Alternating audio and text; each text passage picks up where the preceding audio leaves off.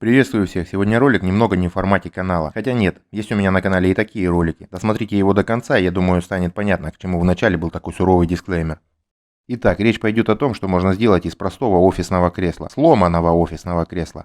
В наше время вещь эта довольно распространенная и стоит относительно недорого. Я имею в виду бюджетные варианты, которые от силы служат год-полтора. Но к сути, из основания, при условии наличия всех работающих колесиков, можно сделать вот такой стол, каталку-вертелку. Полезная, кстати, штука в мастерской. Сиденья и спинки тоже куда-нибудь сгодятся. А если есть свободное время, то можно заморочиться и из дешевой каталки сделать вот такую вещь. Чисто для себя. Но меня больше заинтересовало основание спинки. В одном из роликов я уже говорил, куда хочу его применить.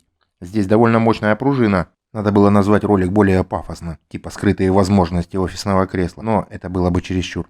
Хотя может так и будет. А для изготовления того, чего я задумал, у меня есть вот такой аппарат. Шутка, конечно, но полный процесс показывать пока не буду. Добавляем туда детали от нашего кресла, железяки, маловато железяк, фанеры и еще. Не помешает. Железо добавили. Куда ж без электродов-то?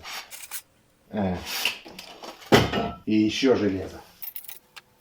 Старый замок с профилями. Добавим роликов.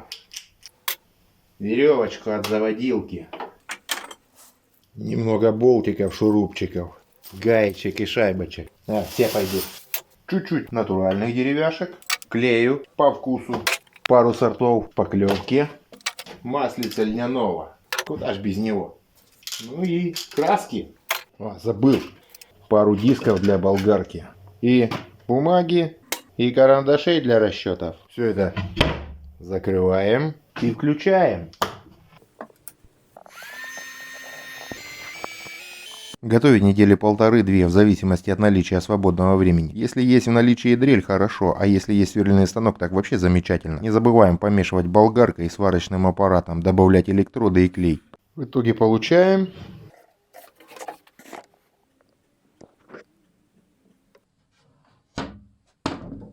вот такой вот бревномет. Почему бревномет? Потому что кроме как с бревнами, вот эти штуки у меня никак не ассоциируются.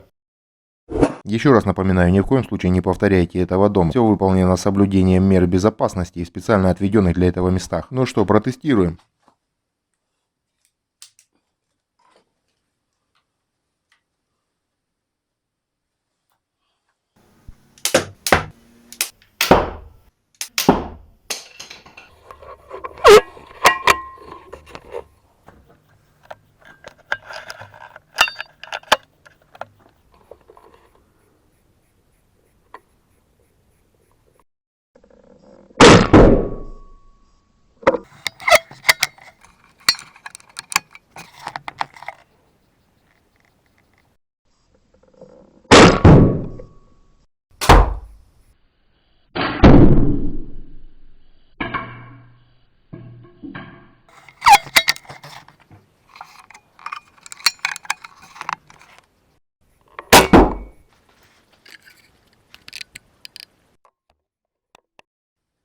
Вот такая получилась игрушка. Если понравился ролик, оценивайте, комментируйте. Подписывайтесь на канал.